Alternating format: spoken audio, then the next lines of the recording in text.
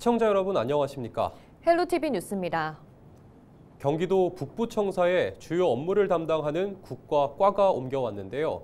경기도 의회에서도 북부청사를 마련해 해당 국과와 관련된 의회위원회는 경기 북부에서 업무를 진행해야 한다는 목소리가 나오고 있습니다.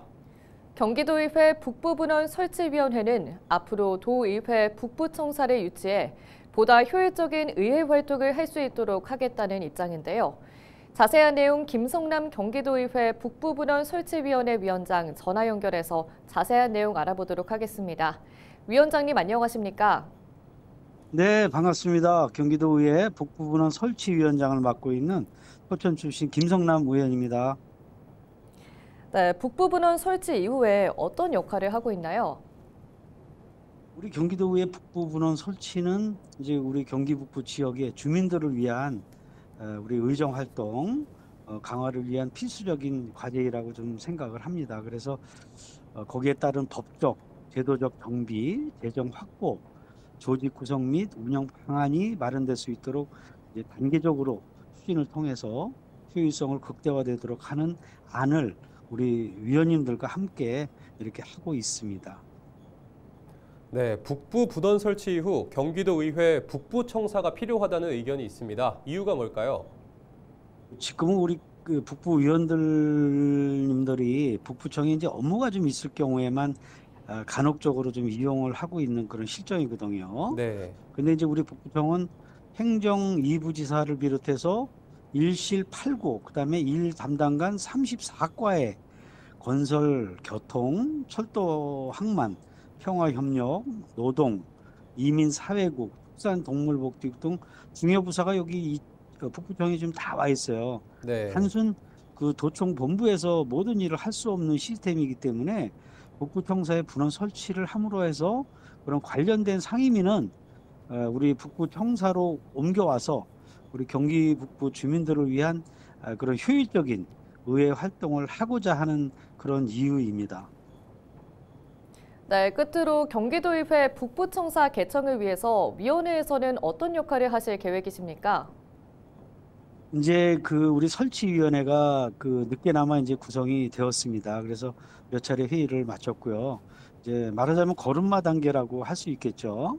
그래서 이제 분원 설치를 위해서 앞으로 우리 이제 정책 토론회를 좀 걸치고 타당성 용역도 아울러서 해서 우리가 11대를 마무리하면서 다는 할 수 없지만 기초공사를 해놓을 그런 계획을 갖고 있죠. 그래서 이제 12대에 들어가서는 본격적으로 청사 설치를 위해서 예산 확보 등을 통해서 완성이 되어 가도록 그렇게 할 계획으로 잡고 있습니다. 네, 오늘 말씀 여기까지 듣겠습니다. 고맙습니다. 지금까지 김성남 경기도의회 북부분원 설치위원회 위원장과 이야기 나눠봤습니다.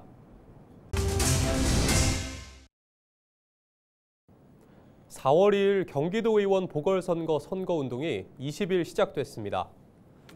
78대 78 여야 동수로 시작한 경기도의회는 사직, 사망, 탈당 등으로 인해 변화를 겪으면서도 거대 양당이 동수를 이어왔습니다.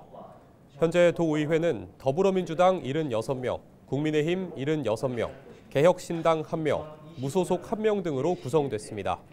4월 2일 재보궐선거에 달려있는 의석은 2석입니다. 재보궐선거가 치러지는 곳은 성남 6선거구와 군포 4선거구입니다. 경기도의회는 개혁신당 의원이 민주당 경기도당에 복당을 신청한 상태로 선거 결과와 복당 여부에 따라 여야 동수의 균형이 달라질 것으로 보고 있습니다. 경기도가 전투기 오폭 사고로 특별 재난지역으로 선포된 포천 이동면 주민들의 신속한 사고 수습과 일상 회복을 위해 경기도 일상회복지원금을 지급합니다.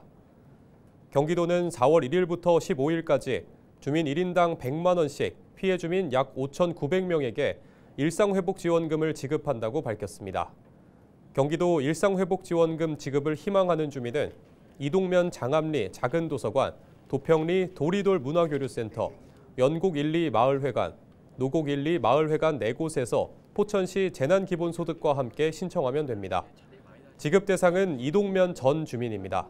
또 공군 오폭 사고로 신체적, 경제적 피해를 입은 경기도민으로 피해 가구주 또는 가구원이 신청서와 신분증, 통장 사본 등을 제출하면 신청서 검토 후 일주일 이내 지급할 예정입니다.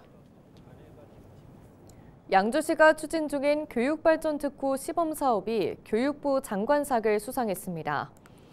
20일 전남 광주에서 열린 교육발전특구 시범지역 성과보고회에서 유보통합 바우처 사업이 우수 사례로 선정된 건데요. 유치원과 어린이집에 이원화된 재정지원 체계를 통합하고 학부모에게 교육과 보육 비용을 바우처 형식으로 지원하는 모델을 개발해 시범 운영하는 사업입니다.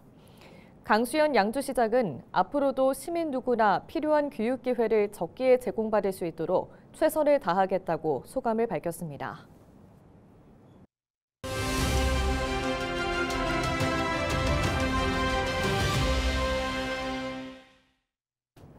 LH가 진행 중인 양주 광석지구 사업 재검토 용역 결과가 이르면 이달 안에 나올 예정이라는 소식 전해드렸죠. 개발 방향을 바꾸는 방안도 검토되고 있는 것으로 알려졌는데요.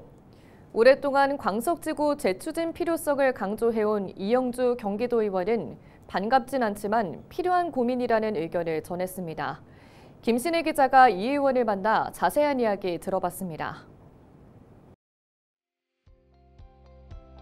지금 LH에서는 이러지도 못하고 저러지도 못하는 상황 같습니다. 우선 지금 경기 북부가 수요에 비해서 공급이 너무 많습니다. 그리고 또 규제가 있어서 중견기업, 대기업이 못 들어오는 구조입니다. 그리고 기업의 경쟁력이 낮습니다. 그나마 자생했던 중견기업들이 잘못된 신도시 정책으로 다 떠났습니다. 일자리가 사라진 것이죠. 그래서 지금 회천지구나 의정부의 우정지구, 그리고 양주 역세권, 여기를 광석지구랑 이렇게 비교를 해보면 거리나 위치가 그리고 교통이나 여러 가지 조건에서 좀 불리한 상황이긴 합니다. 그래서 LH도 조성을 했을 때 과연 이것이 분양이 될까라는 걱정이 있지 않나라는 개인적인 생각입니다.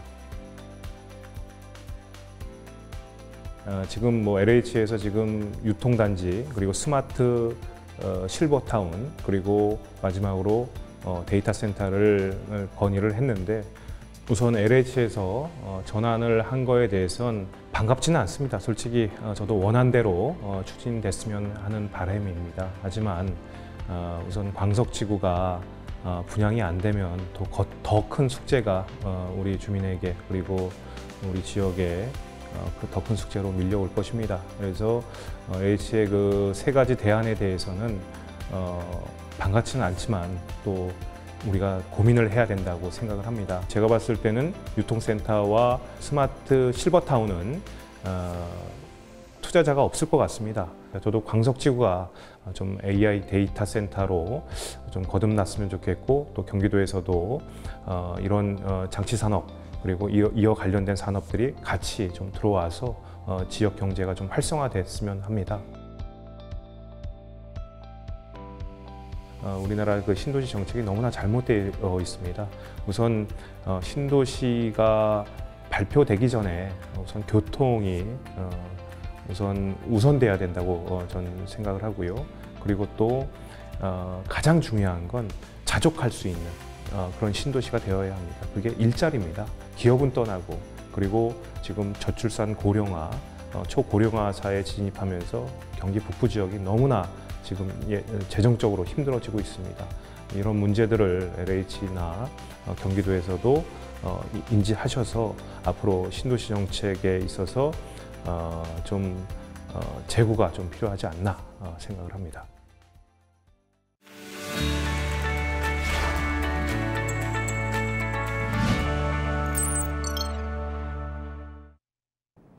우리 지역 국회의원들의 한 주간 활동 상황을 살펴보는 국회는 지금입니다. 김용태 국회의원이 군 피해를 겪고 있는 포천 지역 주민들을 위한 특별법 제정을 준비 중이라고 다시 한번 강조했습니다. 김 의원은 지난 19일 포천체육공원에서 열린 공군 오폭 피해 규탄 포천시민 총궐기 대회에 참석해 이같이 밝혔는데요. 앞서 김 의원은 지난 7일 오폭 피해를 입은 포천시 노곡리를 방문해 특별법을 제정할 것을 약속한 바 있습니다. 김 의원은 군 피해가 발생해도 이에 대한 지원책과 컨트롤 타워를 규정한 관련 법령이 미비한 상태라며 지역 주민들이 안전하게 생활할 수 있도록 특별법 제정에 최선을 다하겠다고 강조했습니다. 더불어민주당이 지난 19일 의정부시 가불당원 결의대회를 열었습니다. 행사에는 지역구 국회의원인 박지혜, 이재강 국회의원을 비롯해 지역 정치권과 민주당원 등 약 200명이 참석했는데요. 정청래 국회 법제사법위원장과 김병주 국회의원도 강연자로 동참했습니다. 이번 결의대회는 지역 발전을 위한 당원 활동을 결의하기 위해 마련됐는데요. 이재강 의원은 의정부 당원 여러분과 함께 역사의 물줄기를 바꾸어 가겠다며 장기화된 내란 사태 수습 절차에도 지치지 않고 승리할 것이라고 강조했습니다. 김성원 국회의원이 대표 발의한 여권법 일부 개정 법률안이 국회 본회의를 통과했습니다. 현행 여권법의 경우 미성년자가 여권을 신청할 때 반드시 법정 대리인의 동의를 받아야 하는데요. 친권자가 수감 등으로 법정 대리인의 권한을 행사하지 못할 때 여권 발급에 어려움을 겪어왔습니다. 이에 개정안은 법정 대리인의 동의를 면제할 수 있도록 예외 조항을 담고 있는데요. 김 의원은 부모의 상황과 관계없이 모든 아이들이 자유롭게 더 넓은 세상으로 나아갈 수 있기를 바란다고 말했습니다.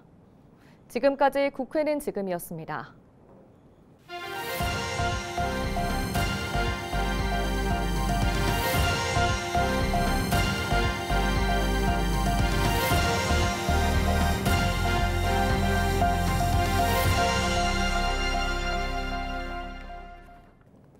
의정부시는 지난 20일 청년 전월세 안심계약 서비스 제공을 위해 한국공인중개사협회 의정부시 지회와 업무 협약을 맺고 중개 경험이 풍부한 공인중개사 15명을 주거안심관리인으로 위촉했습니다. 협약을 계기로 오는 31일부터 주 2회 오후 2시부터 6시까지 의정부시 청년센터 청년공감터에서 맞춤형 상담실이 운영됩니다. 주거안심관리인은 계약 상담과 주거지 탐색, 부동산 자료 검토와 집 보기 현장 안심 동행, 계약서 작성 시 동행 서비스도 제공할 예정입니다. 상담 대상은 의정부시에 거주하거나 거주할 예정인 19세에서 39세 청년으로 청년센터 누리집을 통해 예약하면 무료로 이용할 수 있습니다. 김동근 시장은 지난 20일 아침 노선 개편 후 의정부 학생 통학버스에 탑승해 학생들과 소통하며 현장의 목소리를 들었습니다. 시는 지난달 노선 통합과 정류소 추가 정차, 등하교 노선 조정 등 통학버스 운영 개선안을 마련하고 지난 4일부터 운행을 시작했습니다. 이번 개편으로 등교 시간에 매일 만차를 기록할 정도로 통학버스 이용률이 크게 증가했습니다. 지난 4일부터 17일까지 통학버스를 이용한 학생은 총 3,600여 명으로 집계됐으며 하루 평균 372명이 이용한 것으로 나타났습니다.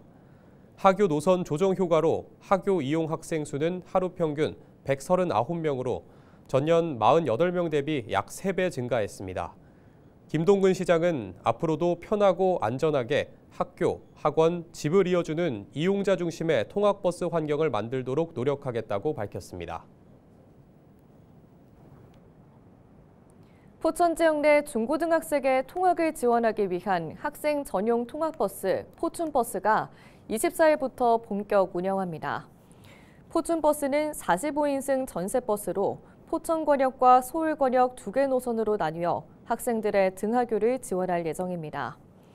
포천권역 노선은 금호 어울림에서 포천 7까지, 서울권역 노선은 대방 노블랜드에서 가로중학교까지 운행되며 등교 시간에는 오전 8시 10분 한 번, 하교 시간에는 오후 3시 30분과 4시 30분 두 차례 운행됩니다.